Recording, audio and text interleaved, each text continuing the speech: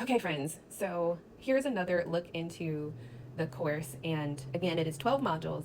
And what I really wanted to do was incorporate various types of media so that you could really get the full effect of what I was trying to portray within each module. And one of the things that I just clicked on is the media workbook.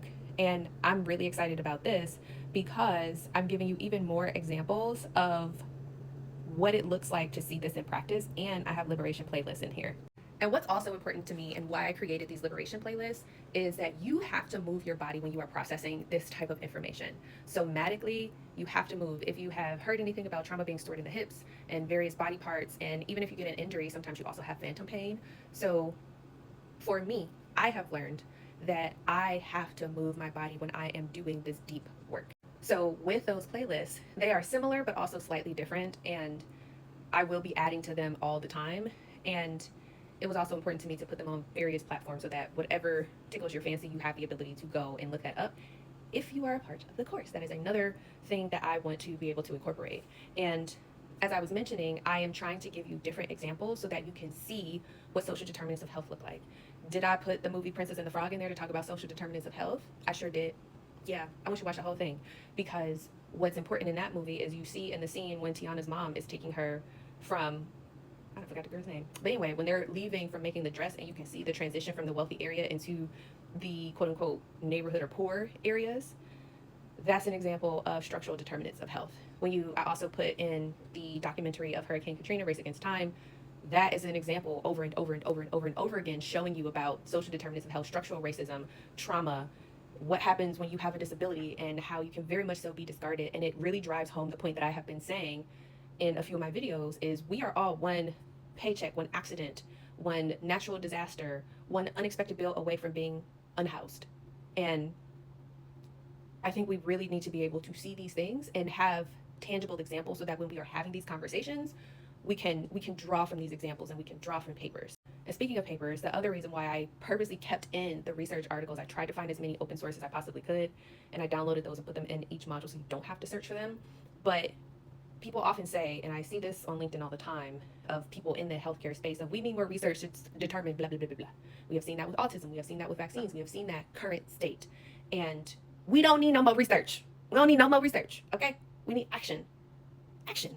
And so when you hear people saying we need more research, pull up any one of those articles and be like, no, we don't. No, we don't. And the other really important thing to recognize is, as I said before, I had to do a lot of restructuring for the content of this course because if it was a government website or a certain healthcare organization or even certain universities, gone, gone. So I have a lot of stuff downloaded on my computer from school because I'm studying healthcare administration. So I still had access to some of the things, but I don't think people realize how much this spans to. I think you see it, but it's one of those things where your brain's like, nope, I'm trying to protect myself. I don't want to. I don't want to see it. I don't want to recognize it. I don't want to acknowledge it because that means I have to contend with the truth that has been in my face this whole time. And, oh my gosh, I missed it. That's what I mean. That's what's up. If you on my page, then you know it's a very real possibility that you like, girl, you might say nothing but the truth, but it's a whole lot of people that don't want to acknowledge that. But lesson learned wise, again, people like to say comparison is a thief of joy. Perfectionism is a thief of joy. Yeah. And that always, always, always, always, always comes up for me as a young Black woman, especially in the fields that I work in the spaces that I unfortunately or fortunately have to inhabit. That happens a lot, and I try to hold myself to a certain standard that I don't often see other people holding themselves to, and that is not only exhausting, but it is frustrating AF. And people like to say, show up as your authentic self, do all the things, but when I show up as my authentic self, you beat me down for it, and that applies for a lot of different people. And there are plenty of examples, especially on this page, where you can see that in action. Current trends are showing that in real time, but sometimes you got to put stuff out there. And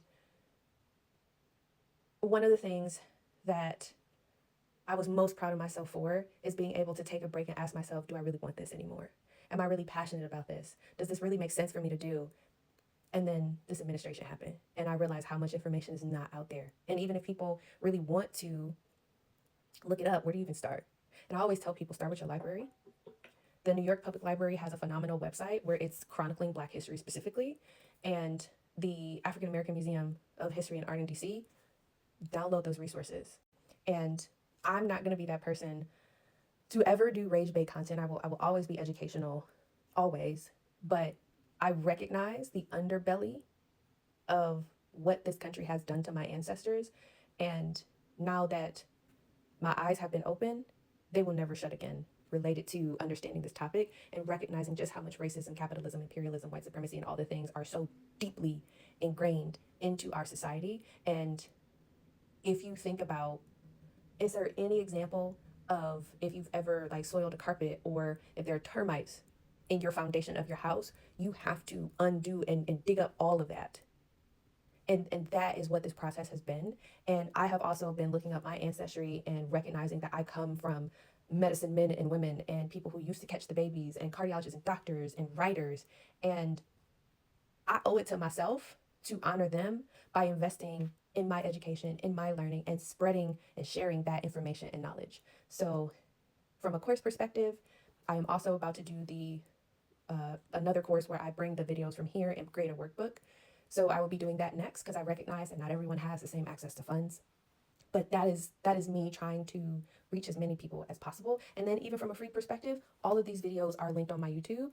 Check out my bio. It's all there. So this is how I'm trying to get the information out. Won't you be my neighbor?